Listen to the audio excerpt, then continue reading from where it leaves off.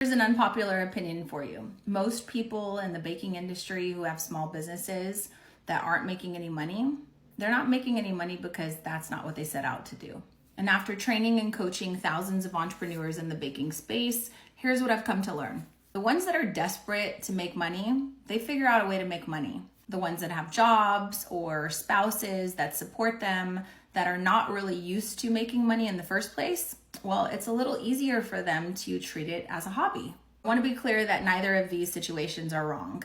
If you have a hobby and you're really great at it and you want to turn it into a business, that's great. But what I'm suggesting is from the very beginning, you focus on your numbers, your profit margin, your profitability, your expenses. Focus on the numbers when you first start. See, when I started my business in 2009, it was after losing my high-paid corporate job.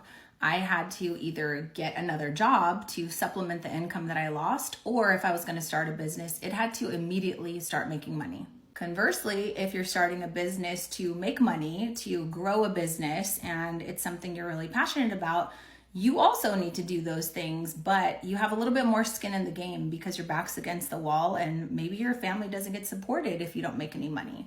Sometimes the luxury of not having your back against the wall, not having the pressure of having to make money, it keeps you stuck and comfortable, and then it forces you to not have to look at things like your financial results or anything that's coming into your business. So one of the biggest tips I can share with you is if you're trying to build and grow a business, do it like your life depends on it making money, because that's really the point of a business.